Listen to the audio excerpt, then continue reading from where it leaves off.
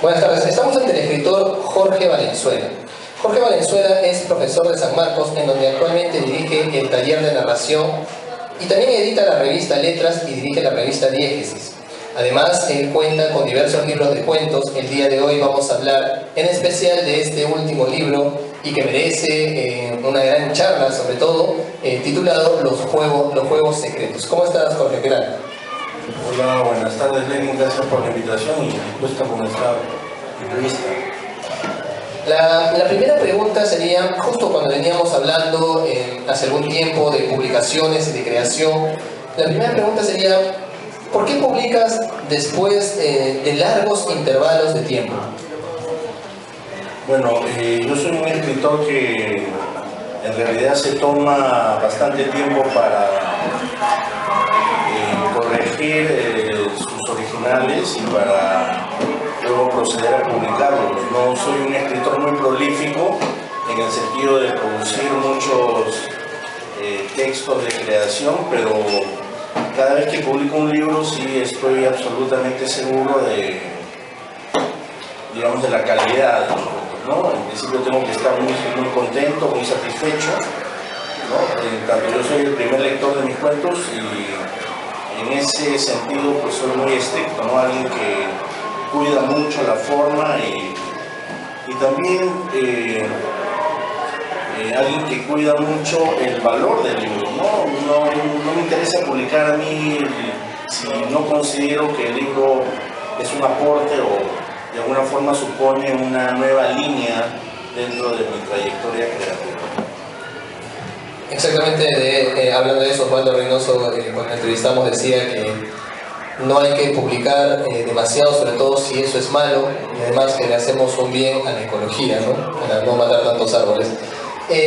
Hablando sobre el libro de Carlos Yoshimoto, hay una parte en donde se resalta lo que luego Yoshimoto va a intentar defender, ¿no? Y tal vez cambiar lo que había dicho un amigo llamado Diego Treyes. Él había dicho que la narrativa de los 80 fue una etapa estéril, por tímida, en la que no hubo una ruptura formal ni temática con la tradición literaria. Es algo que a muchos narradores del 80 les afecta. ¿Qué opinas tú de esta afirmación? Bueno, a mí, creo que a Carlos Yoshimoto,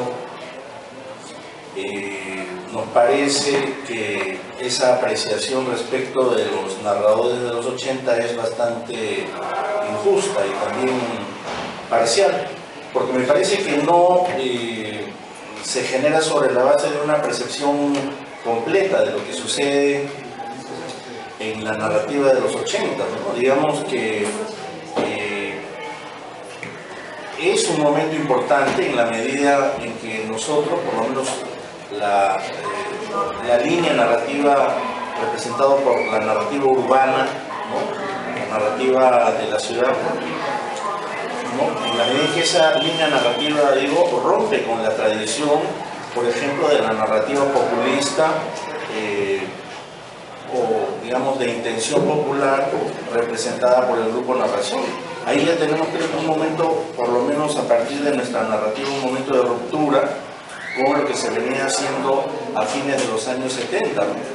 Entonces, si Diego Treyes, digamos, no considera que esa es una ruptura y que se produce una continuidad, digamos, a partir de lo que puede suponer la narrativa de Dante Castro o la de Cromwell Jara respecto a narración, creo que ahí hay un vacío, ¿no? Que la crítica que Carlos Yoshimoto ha llenado con este libro de ensayos, en el que demuestra que de alguna forma la narrativa urbana de los años 80, la narrativa breve, o sea, el cuento que se escribe en ese momento, es de alguna manera el punto de inicio de una narrativa que luego tendrá un desarrollo en los años 90 y en los años 2000, ¿no? Y que de alguna manera es la narrativa que de alguna forma está predominando entre los jóvenes hoy día, ¿no?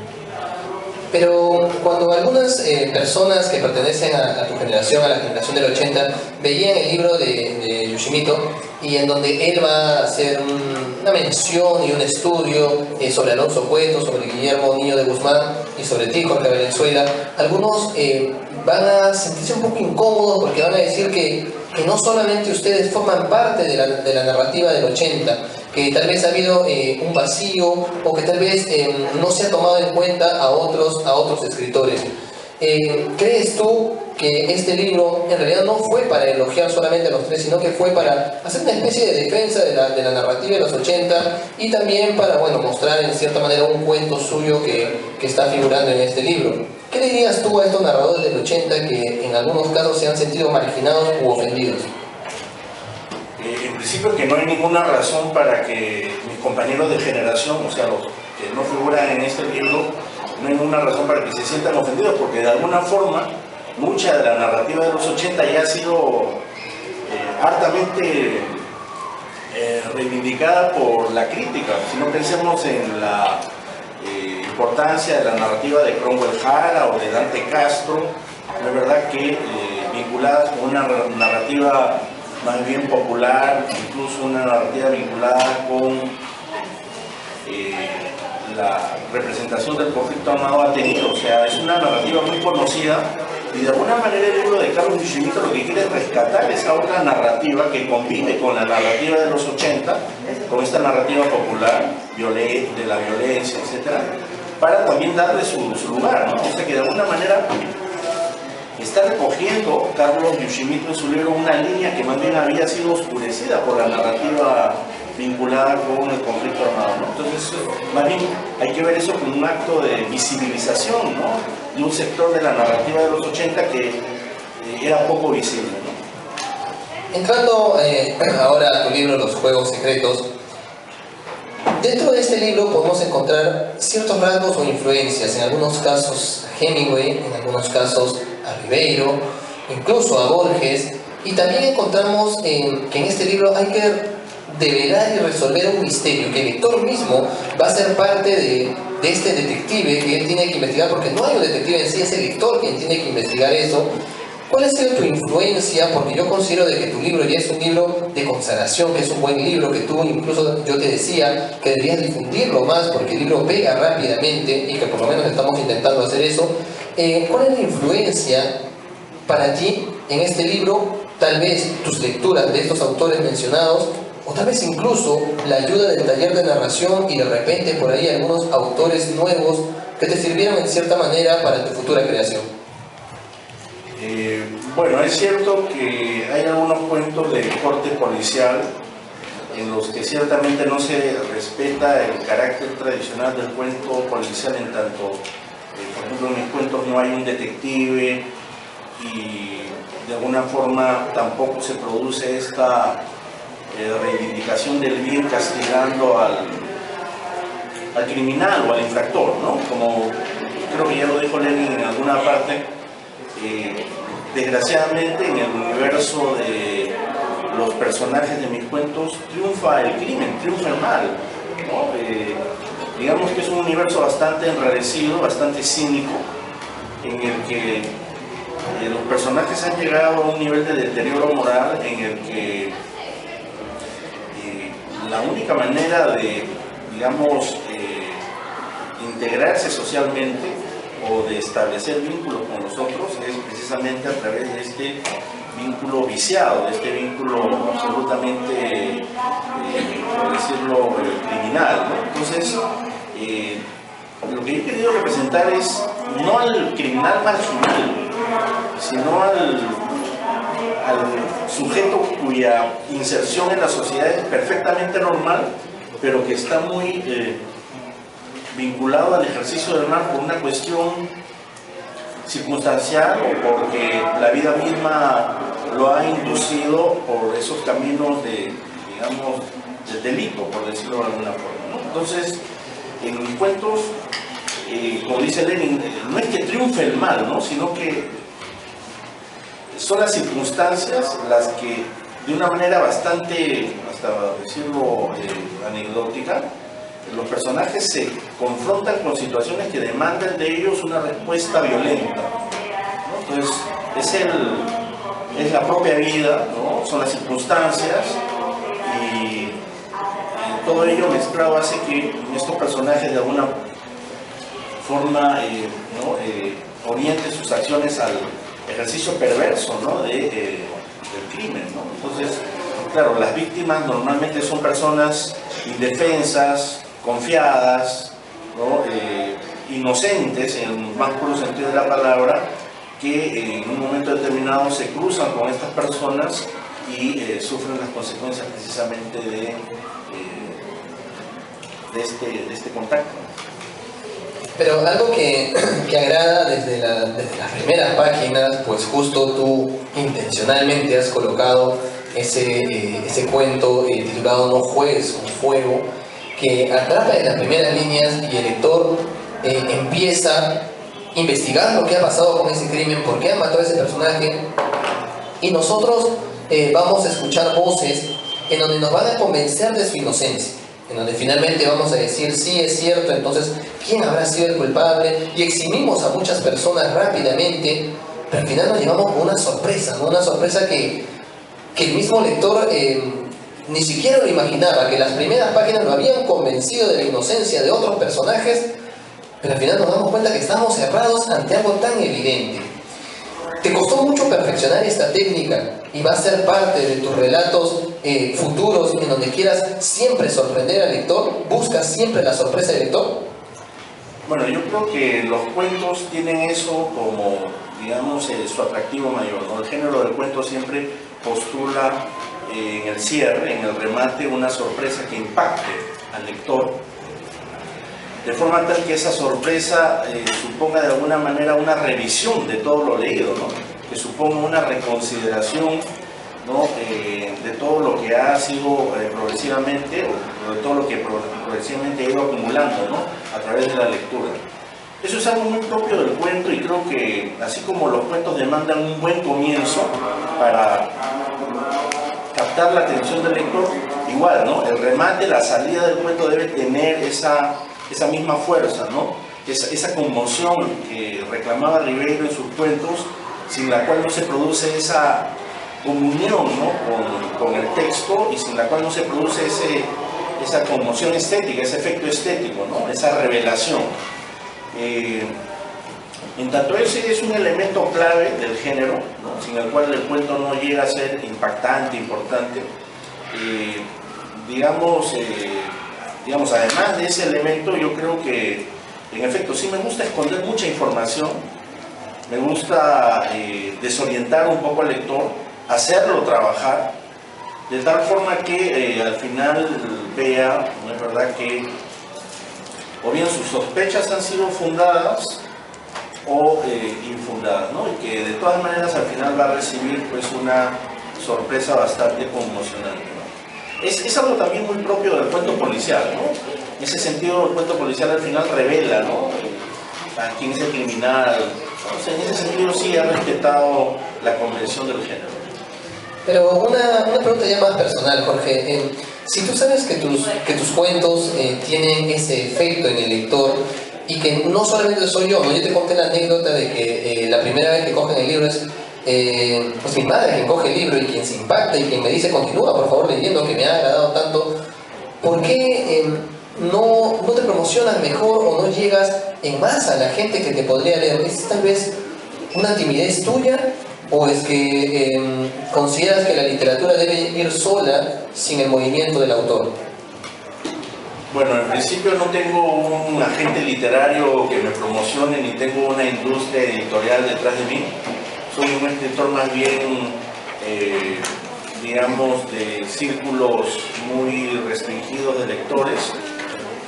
Mi propia condición de docente universitario quizá me ha vinculado más a la universidad y menos al público, al gran público lector.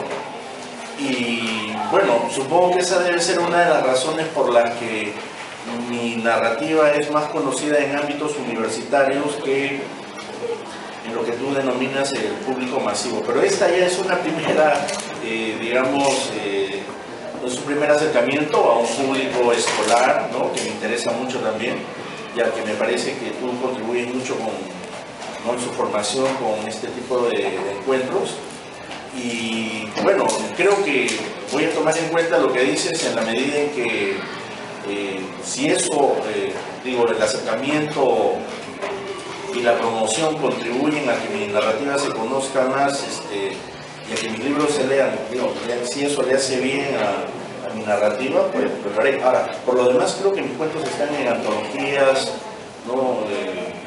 Nacionales, y bueno, ahí creo que ya de alguna forma también mis cuentos han logrado difusión.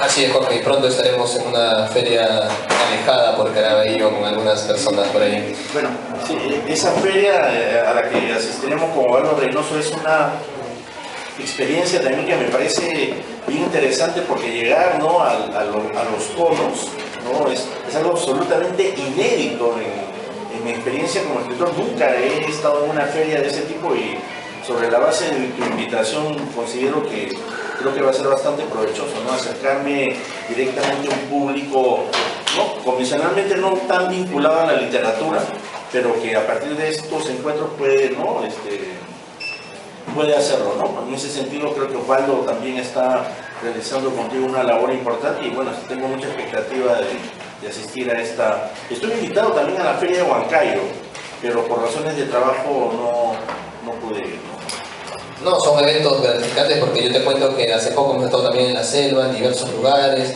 e igual, ¿no?, la gente, o sea, asiste en masa porque lamentablemente hay mucha gente que conoce los libros pero no al escritor. Y como no conoce al escritor, recién se asombra de lo que puede ver, oír y cuestionar y preguntar. Volviendo nuevamente a tu libro, Los Juegos Secretos, hay una historia al final que también el lector desde las primeras páginas le gusta, porque va a narrar la historia de los circos, el maestro de ceremonias, ¿no? Un lugar en donde vemos que el circo es la fachada, en donde vamos simplemente a sonreír y a divertirnos, pero no sabemos lo que pasa internamente en este circo, un mundo de corrupción, un mundo de dolores, un mundo de abusos. Y la pregunta es, ¿de dónde te nace esa idea? ¿Cómo hacer una historia del circo y sobre todo darle ese final?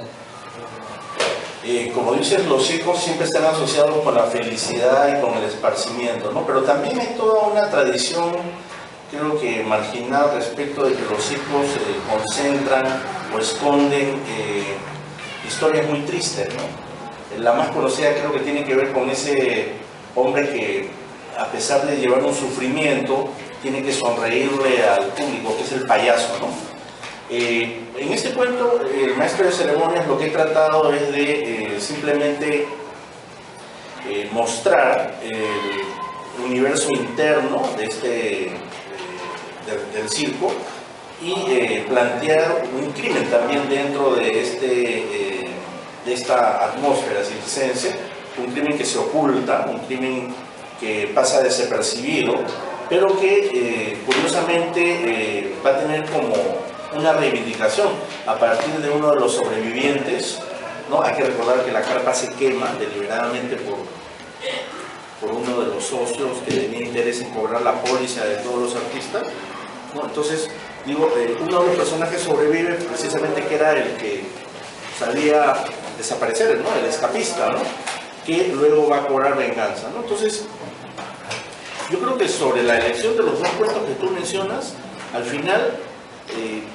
como que el lector siente que los actos criminales que se llevan a cabo en los cuentos finalmente son actos de justicia, ¿no? Son actos, no sé si me dejo entender, de repente es muy avesado lo que estoy diciendo, pero lo que de alguna forma también he tratado de conseguir es que el lector al final diga, sí, ¿no? Lo hizo porque tenía motivo, ¿no? Lo hizo porque no es justo que la vida lo tratara así, ¿no? Y hasta puedo llegar a entender que su comportamiento sea absolutamente perverso o criminal, atendiendo a los antecedentes, atendiendo a las razones. O sea, ahí creo que lo que he tratado también es de propiciar como en los cuentos los cuentos de porno, donde uno llega hasta a simpatizar con los criminales, ¿no? Llega a sentir que hay una razón oculta que los asiste y que justifica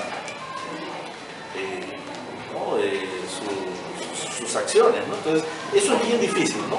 Identificarse con el mal es absolutamente, además, vedado, ¿no es cierto? Pero en el campo de la literatura creo que nos sirve para entender también la complejidad del ser humano, ¿no? Esta reivindicación del bien como el espacio absoluto para lo literario, creo que de alguna manera es cuestionado en mis cuentos, a partir de lo que tú llamas el triunfo del mal, ¿no? O sea, entre comillas, no triunfa el mal, pero sobre la base de condiciones muy específicas que tienen más bien el semblante de la venganza, ¿no? Son cuentos en los que se producen venganzas, pero de alguna manera comprensibles, ¿no? Y hasta justificadas. Sí, pero al final también hay que aclarar que no necesariamente la literatura es una manera de autoayuda o que Claro. todo debe terminar bien, ¿no? Claro. No necesariamente un cuento debe educar o formar, ¿no? El fin de la literatura no es eso, es algo que tú te conviertas, Jorge, en, no sé, ¿no? Un predicador. O de repente un Carlos Cuauhtémoc o un Pablo Coelho, ¿no? Bueno, entrando a otra historia, Gente Guapa, una historia muy influenciada en Rivero y en De Color Modesto. En esta historia, un japonés, un descendiente japonés, se casa a pesar de todas las oposiciones con una negra.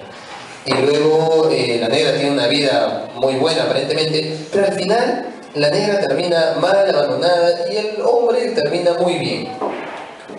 ¿Hay algún tipo de racismo escondido aquí? ¿O cuál es el fin de este cuento? Bueno, el cuento quiere plantear un matrimonio imposible, ¿no? ¿Verdad? Como bien has reseñado, es el matrimonio de un japonés con una mujer de origen africano, con una afroperuana, ¿no? Algo bastante inédito, por decir imposible en nuestra sociedad, ¿no?